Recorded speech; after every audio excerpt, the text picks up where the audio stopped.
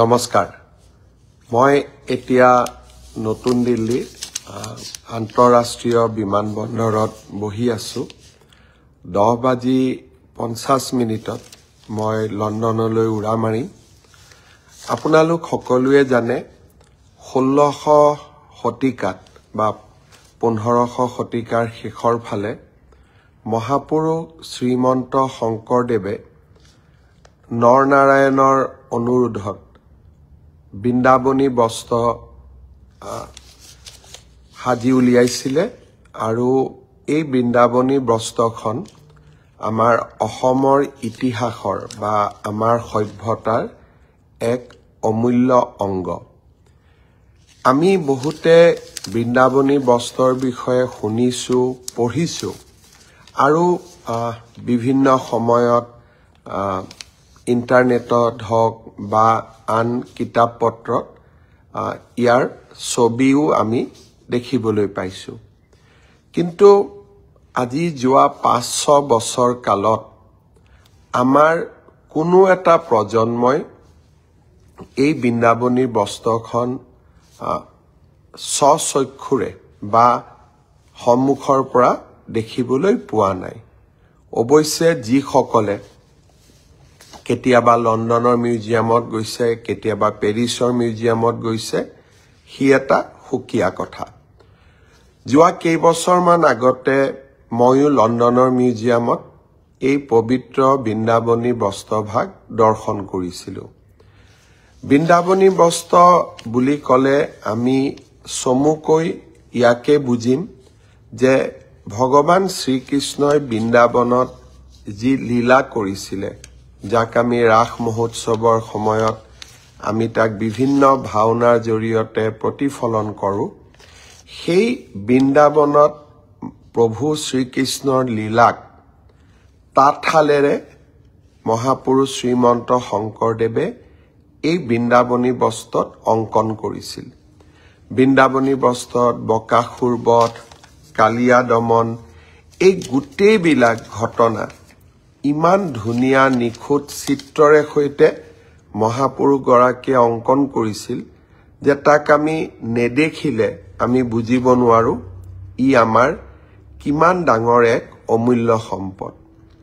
কালক্ৰমত এই বৃন্দাবনী বস্ত্ৰ তিব্বতলৈকে যায় তিব্বতৰ পৰা লণ্ডনৰ মিউজিয়ামত কিছু অংশ আহি পৰে কিছু অংশ পেৰিছৰ মিউজিয়ামলৈকে যায় কিছু অংশ আমেৰিকাৰ বষ্টনৰ মিউজিয়ামত আছে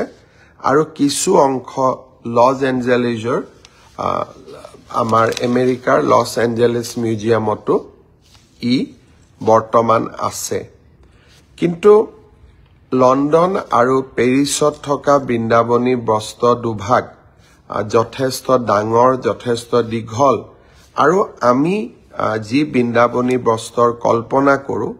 তাক উপযুক্তভাৱে প্ৰতিনিধিত্ব কৰে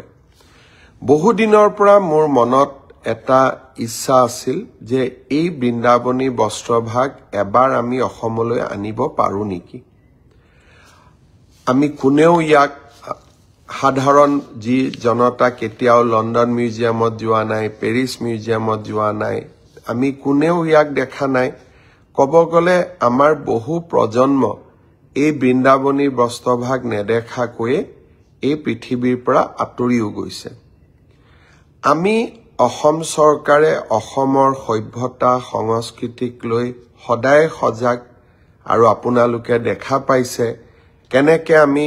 400 বছৰৰ জন্ম জয়ন্তীক লাচিত বৰফুকনক বিশ্বৰ বৰসভাত চিনাকি কৰি দিয়াৰ প্ৰচেষ্টা কৰিছিলোঁ গুৰুজনাৰ জন্মভূমি বৰদোৱাক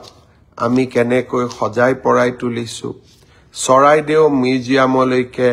বিশ্ব ঐতিহ্যৰ স্বীকৃতি অসমীয়াক ধ্ৰুপদী ভাষাৰ মৰ্যাদা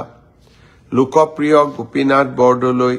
এক নতুন ৰূপত গোপীনাথ বৰদলৈৰ আদৰ্শক আমাৰ নৱপ্ৰজন্মৰ মাজলৈ লৈ অহা আৰু বিহু জুমুৰক কেনেকৈ আমি ৰাষ্ট্ৰৰ মঞ্চলৈ লৈ অহাৰ বাবে নিৰন্তৰ প্ৰচেষ্টা চলাই আছো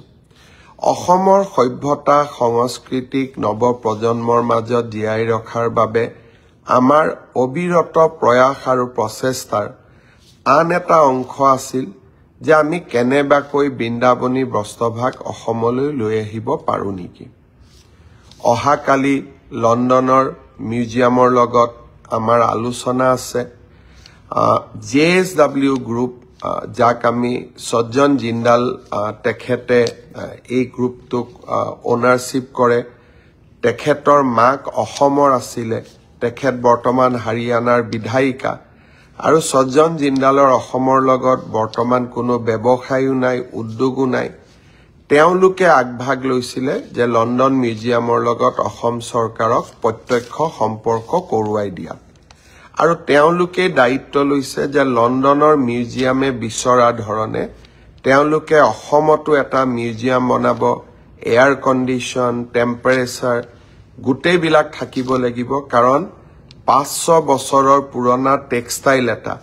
এতিয়া বহুত সেনসিটিভ অকণমানো যদি গণ্ডগোল হয় বস্ত্ৰভাগ জহি খহি যাব এই গোটেই কথাবোৰ পৰীক্ষা কৰি বহুত চিন্তা কৰাৰ পিছত মোক লণ্ডনৰ মিউজিয়াম কৰ্তৃপক্ষই অহাকালি মাতি পঠিয়াইছে ভাৰতৰ আমাৰ ৰাষ্ট্ৰদূত গৰাকীও ইয়াত ইনভলভ আছে ভাৰত চৰকাৰ প্ৰধানমন্ত্ৰী ডাঙৰীয়াই এই বিষয়ে খবৰ ৰাখিছে যদি মহাপুৰুষ গৰাকী আশীৰ্বাদ দিয়ে গুৰুজনে আশীৰ্বাদ দিয়ে অহাকালি হয়তো আমি এখন লণ্ডন মিউজিয়ামৰ লগত বুজাবুজিৰ চুক্তি স্বাক্ষৰ কৰিম যে 2027 চনত আমি বৃন্দাবনী বস্ত্ৰভাগ অসমলৈ আনিম চুক্তি স্বাক্ষৰ হ'ব 2 বছৰ আমি এই মিউজিয়ামটো বনাব লাগিব খানাপাৰা তাৰ কাৰণে আমি মাটিৰো আবলটন দিছো সাংস্কৃতিক বিভাগক জিন্দাল গ্ৰুপে সজ্জন জিন্দালে তাৰ পুঁজি দিব তেওঁলোকে চাই দিব তেওঁলোকে বনাই দিব কিন্তু মিউজিয়ামটোৰ স্বত্বাধিকাৰ অসম চৰকাৰ হ'ব আৰু বৃন্দাবনী বস্ত্ৰভাগ আমি লৈ আহিম আমি প্ৰদৰ্শন কৰোৱাম আৰু বৃন্দাবনী বস্ত্ৰভাগ আমি দিল্লী মুম্বাই আদিলৈকেও লৈ যাব চেষ্টা কৰিম যাতে ভাৰতেও মহাপুৰুষ গৰাকীৰ বিষয়ে আৰু এবাৰ জানিব পাৰে তেখেতৰ অমূল্য অৱদানৰ বিষয়ে জানিব পাৰে আৰু অসমীয়া সভ্যতা কিমান চহকী আছিল তাক যাতে ভাৰতবৰ্ষৰ আন জনগণেও জানিব পাৰে মিউজিয়ামটো হোৱাৰ ফলত আৰু এটা লাভ হ'ব যে আমি পৃথিৱীৰ বিভিন্ন মিউজিয়ামৰ পৰা আপুৰুগীয়া সম্পদসমূহ